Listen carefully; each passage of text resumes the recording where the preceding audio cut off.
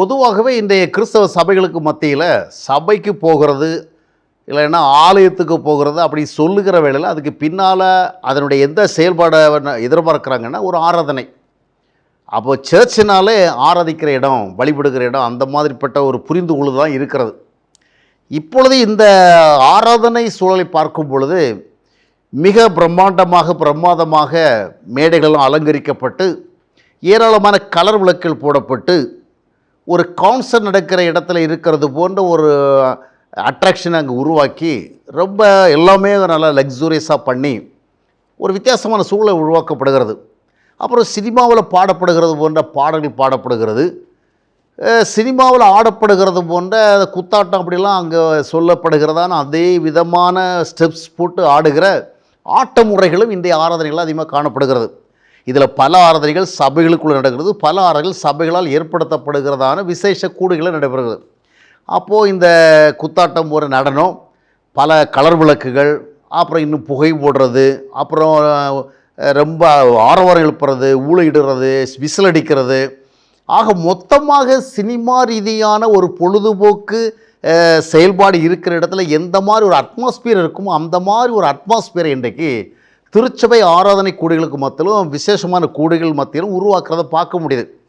இதை குறித்து சிலர் கேள்வி எழுப்புகிற பொழுது இப்படியெல்லாமா இருக்கணும் ஆன்மீகங்கிறது, நம்ம ஆவிக்குரியவர்கள் தானே, தேவ பக்தி என்பது இந்த மாதிரி சினிமாத்தனமாக பண்ணுறதா, சும்மா ஆடினோம் பாடினோம் குதித்தோம் விழுந்தோம் எழுந்தோம் ஆடினோம் சத்தம் போட்டோம் ஊளையிட்டோம் விசில் அடித்தோம் இந்த மாதிரியெல்லாம் பண்ணுறதா ஆராதனை அப்படிங்கிற மாதிரி சிலர் கேள்வி எழுப்புகிற பொழுது இதற்கு சரியான பதில்களும் கிடைக்கிறது.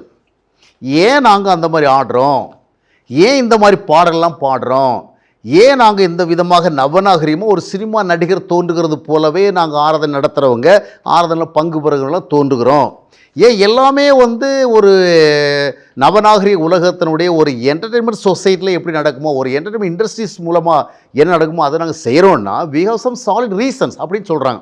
என்ன அப்படின்னு கேட்டால் 3 காரணங்களை சொல்கிறாங்க. அதில் முதல் காரணம் என்னென்னு சொன்னால், இன்றைய தலைமுறையை நம்ம திருச்சபைக்குள்ளே கொண்டு வரணுன்னா பழைய நாட்களில் இருந்தது போன்ற ஒரு செயல்பாடு அதுக்கு மேட்ச் ஆகாது.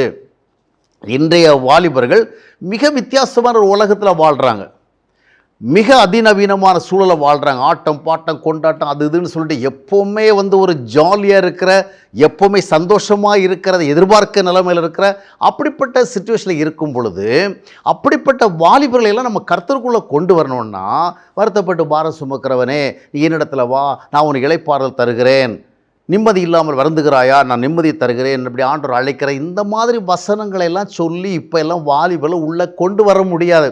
அவங்க பல்வேறு விதமான உலக சூழல்களை சிக்கிட்டு இருக்கிறாங்க. மிகுதியான பொழுதுபோக்கு, மிகுதியான ஆடம்பரம், மிகுதியான சினிமேட்டிக் திங்ஸு இதன் மத்தியில் இருக்கும் பொழுது அவனை நம்ம சபைக்கு கொண்டு வரணும், கர்த்தருக்குள்ளே கொண்டு வரணும்னு சொன்னால் இந்த மாதிரி தான் பண்ணணும்.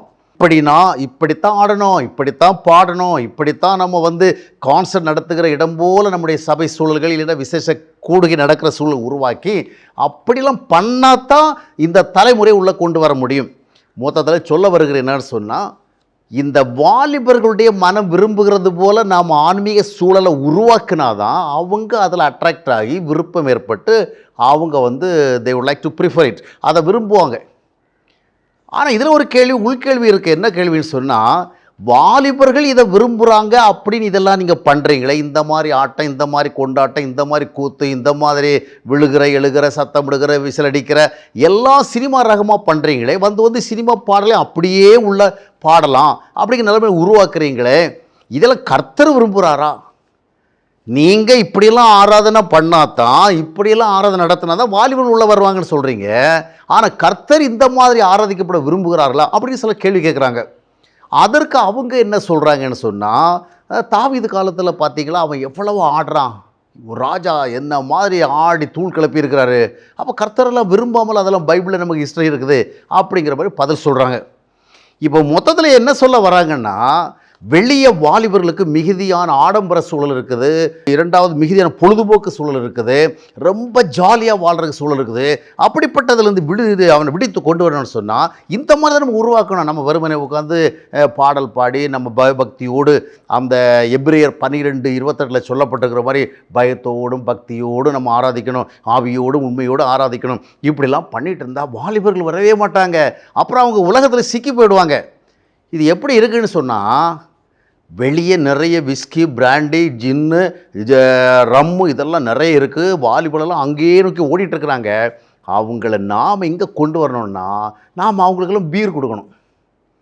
அவனை விஸ்கி குடிக்க விடாமல் தடுக்கணும்னா, அவனை பிராண்டி குடிக்காமல் தடுக்கணும்னா நம்ம என்ன பண்ணணும்?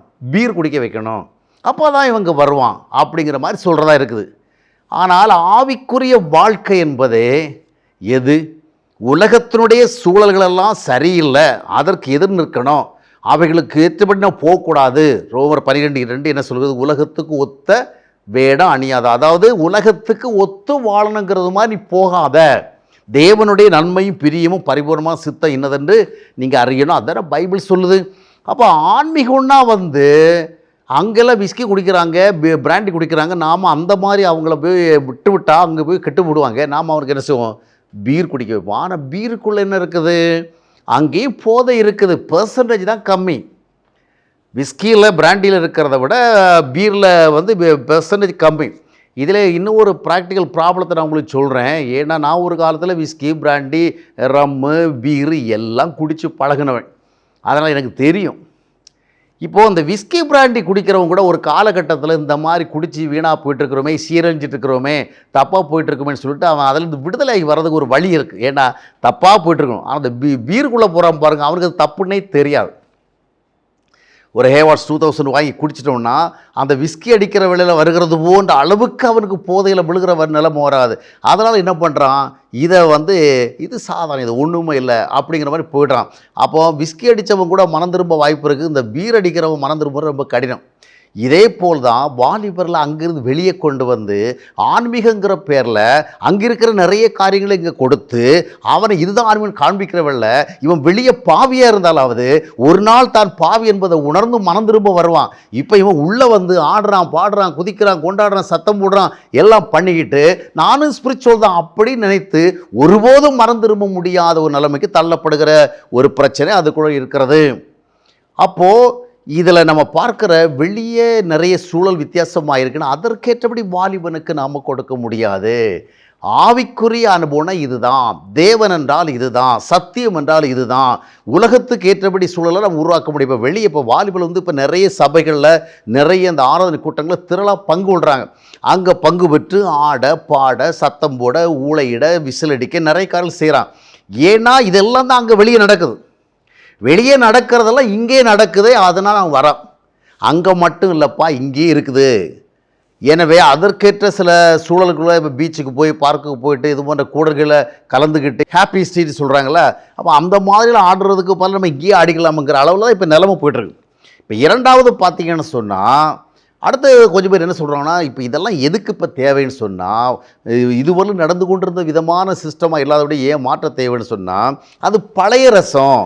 இப்போ நமக்கு அந்த பழைய ரசத்திலே போகக்கூடாது, புதிய ரசம். இது புதிய ரசம். நம்ம கொஞ்சம் காலத்துக்கு முன்னாடி இருந்தது அப்படியே ஃபாலோ பண்ணால் இது மக்கள் மத்தியில் ஒரு தளர்ச்சி ஏற்படுத்தும், சோர்வு ஏற்படுத்திடும். ஆனால் என்றைக்கு பரிசுத்தாவியானவர் இறங்கினாரோ அன்றிலிருந்து ரசம் மாறாது. அதே ரசம்தான், அதே ரசம்தான். காலங்களுக்கு ஏற்றபடி நம்ம செய்கிற விதங்களை வித்தியாசப்படணும், தவறு கிடையாது. ஆனால் அது உலகத்துக்கு ஒத்த விதமாக இருக்கக்கூடாது. இன்றைக்கி மக்கள் எப்போ உற்சாகம் அடைகிறாங்க? உலகத்துக்கு ஒத்த காரியம் செஞ்சால் உற்சாகம் அடைகிறாங்க. அப்போ நம்ம திருச்சபைக்குள்ள அவனை கொண்டு வந்துடுச்சு, நாங்கள் புதிய ரசம் கொடுக்குறோன்னு சொல்லிட்டு உலகத்தில் வெளியே என்னென்ன கொடுக்குறாங்களோ அதே நம்ம கொடுத்தோம்னு சொன்னால் what's a difference, what's a speciality? அப்போது ஆவிக்குரிய வாழ்க்கை எதுக்கு நம்ம தேவபக்தி வரோன்னு சொன்னால், உலகத்தில் இருக்கிறது போல் நம்ம இருக்காதபடி வித்தியாசமாக இருந்து உன்னதத்தை நம்ம சுதந்திரிக்கிறதுக்கு, தேவாரில் பெறுகிறதுக்கு. அதைத்தான் நாம் புரிஞ்சிக்க வேண்டும். அடுத்தபடியாக பார்த்தீங்கன்னா என்ன சொல்கிறாங்கன்னா, நாங்கள் இதெல்லாம் ஏன் பண்ணுறோன்னு சொன்னால், வித்தியாசமான முறையில் இப்போ சினிமாக்காரன் அவ்வளோலாம் பண்ணுறான், கிளப்பில் அவ்வளோலாம் பண்ணுறான், பப்பில் அதெல்லாம் பண்ணுறான், இன்னும் எவ்வளோ என்டர்டெயின்மெண்ட் பண்ணுறவன் எல்லாம் அவ்வளோலாம் பண்ணும்பொழுது நாம் கர்த்தருக்காக எவ்வளோ பண்ணணும் அப்படி சொல்லிட்டு நாங்கள் அதுக்கு தான் இவ்வளோ கலர் விளக்கு போடுறோம், அதனால தான் இவ்வளோ பெரிய மேடையில் உருவாக்குறோம், அதனால தான் இவ்வளவு இன்ஸ்ட்ருமெண்ட்ஸை ப்ளே பண்ணுறோம், அதனால தான் இவ்வளவு புகையெல்லாம் போடுறோம், ஆடுறோம், பாடுறோம், ஊழையிடுறோம், சூளையிடுறோம், அப்புறம் விசில் அடிக்க எல்லாம் பண்ணுறோம் அப்படிங்கிறாங்க. ஆனால் இப்படிப்பட்ட ஒரு ஆராதனை தேவனை மகிமைப்படுத்துகிறது என்பதை நீங்கள் எங்கு கற்றுக்கொண்டீர்கள்? நாங்கள் தேவனுக்கு பிரம்மாண்டமான ஒரு ஆராதனை கொடுத்தோன்னு சொல்கிறீங்களே, இப்படிப்பட்ட ஒரு ஆராதனை ஆண்டவர் எதிர்பார்த்தாரா? ஆராதனைன்னா என்னது? ஆவியோடும் உண்மையோடும் ஆராதிக்கணும் பைபிள் சொல்லுது. யோவான் 15:8 என்ன சொல்லுகிறது? என்னில் நிலைத்திருங்கள், அப்பொழுது நீங்கள் மிகுந்த கனிகளை கொடுப்பீர்கள், அது நற்குணங்கள். இயேசு கிறிஸ்துவோடு இணைந்திருந்து கனிகள் கொடுத்து அதனுடைய விளைவாக தேவன் மகிமைப்படுகிறார். அதைத்தான் அங்கே சொல்லப்படுகிறது, அப்பொழுது என் பிதா மகிமைப்படுவார். அப்போ நீங்கள் இந்த மாதிரி பெரிய பிரம்மாண்டமான ஸ்டேஜஸை போட்டால் ஆண்டவர் மகிமைப்படுகிறான்னு நீங்களே முடிவு பண்ணிட்டீங்க.